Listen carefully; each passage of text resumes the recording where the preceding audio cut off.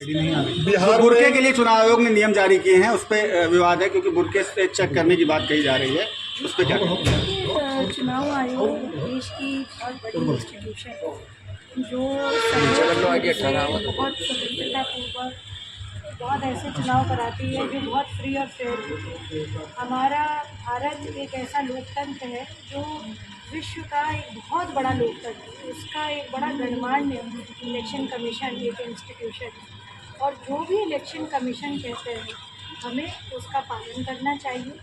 बुरखे पर अगर election commission ने ये कहा है कि उसको देख करके आप चेकिंग करके वोट करवाने जाएं तो इसमें कोई गलत बात नहीं है। महिला कांस्टेबल को पूरा अधिकार है कि आईडी मिला करके वो जो है बुरखे वाली महिलाओं का यानी हमारी मुसलमान बहनों का फेस मिलान करके जो है चेक करके वोट डालने की परमिशन।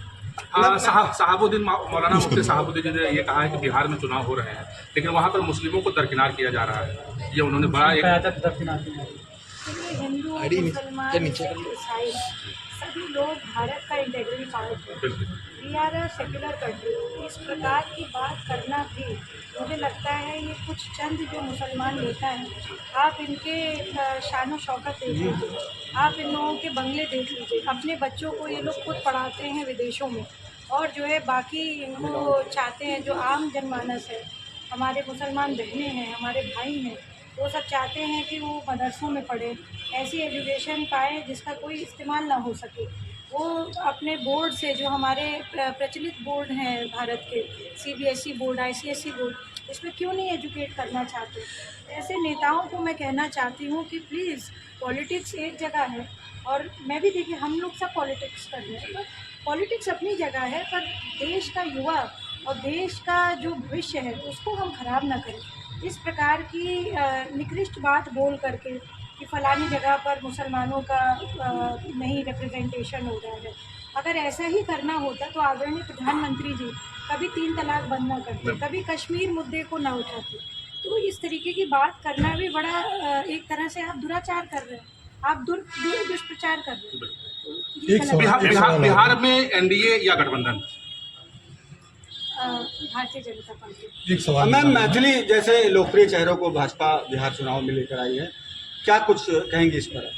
मैथिली एक अच्छी लोक गायिका हैं, अच्छा गाना भजन गाती हैं, तो गायिका हैं, उनकी एक एक्सेप्टेंस है और बड़ी बात यह है कि जो इस प्रकार से उन्होंने बिहार में जो प्रचलित गीत थे कहीं ना कहीं उनको जो है एक बहुत बड़ा फोरम दिया है पूरे विश्व स्तर पे।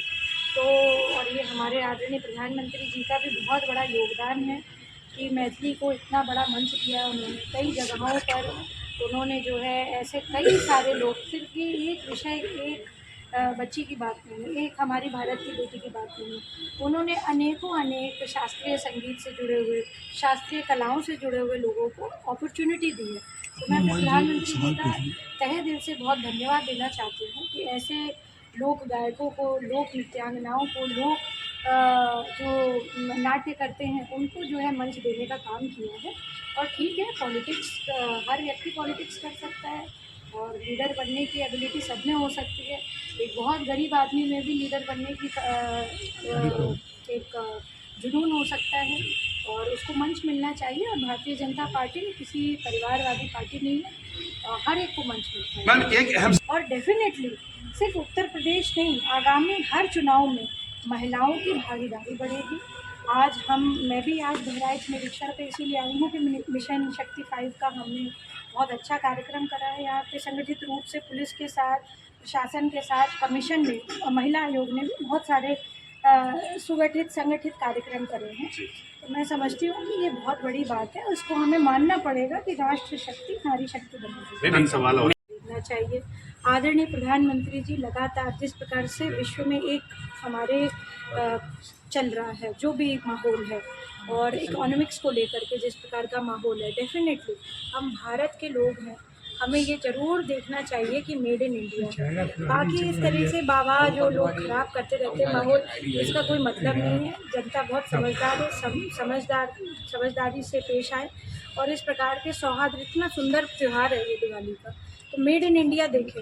बस हमें तो दुश्मनी उन प्रोडक्ट से है जो चीन से बन के आ रहे हैं, जो अन्य देशों से बन के ऐसे लोगों पर कार्रवाई होनी चाहिए, बयान न दें ऐसा। इस तरीके की बात नहीं करनी चाहिए। और ये सामाजिक कुरीति, इनको अपने दिमाग को ठीक करना चाहिए। कितने लोगों पर हम कार्रवाई करेंगे, कार्रवाई कर भी देंगे, पर जो है इस तरीके के लोगों पे नहीं। मतलब मुझे लगता है सिर्फ मेड इन इंडिया पे बुर्के को लेकर जो बात आई है चाहिए कि उत्तर प्रदेश सरकार या कोई भी सरकार या भारत सरकार इतनी नासमझ नहीं है कि महिलाओं की चेकिंग आपने चाहे एयरपोर्ट हो लीजिए, चाहे मॉल देख लीजिए आप। मॉल तो किसी सरकार का नहीं है ना, प्राइवेट होते हैं मॉल तो सारे।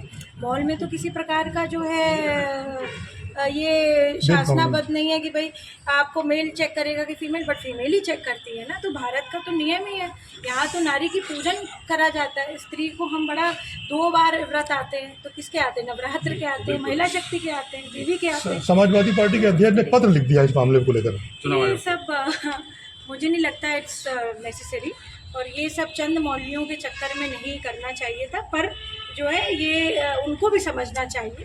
हो सकता है कि वो लोग नहीं गए हों ऐसी जगहों पे, और मुझे तो लगता है ये मौलवी सबसे ज़्यादा एयरपोर्ट जाते हैं। ये सब लोग जाते हैं और देखते हैं वहाँ पर सब वुमेन चेकिंग करती हैं। वुमेन इन्फोर्समेंट इतना ज़्यादा हुआ है इस समय हमारी फोर्सेस में। हमारे ऑपरेशन सिंदूर की 2 नायिका महिलाएं हैं। एक उसमें से हमारी कुरैशी जी हैं, लेफ्टिनेंट कर्नल कुरैशी, और जो है व्योमिका सिंह जी हैं जो एयर कमांडर है। तो भैया ये इस तरीके की बात ही क्यों आ रही है कि वुमेन चेक करेंगे? ऑफ कोर्स वुमेन को वुमेन ही चेक करेंगे, कोई मेल थोड़ी ना करेंगे। मैम एक सवाल ये है, बहराइच के महिला कल्याण विभाग में संविदा कर्मचारी यहाँ तैनात है जो स्वास्थ्य समिति के माध्यम से उनका समायोजन होना था। निदेशक ने भी कहा था उनका समायोजन होना चाहिए, लेकिन उनको निकालकर उनकी जगह पदों पर ठेका कर्मियों को भर्ती कर दी गई है। क्या इस सब चीज़ों को क्या मानते हो? उसमें महिलाएं भी हैं। आपने मुझे ये बात आज बताई है, मेरे संज्ञान में आई है, इसका मैं कॉन्फ्रेंस लूँगी, इस पर मैं उचित पत्राचार करके उचित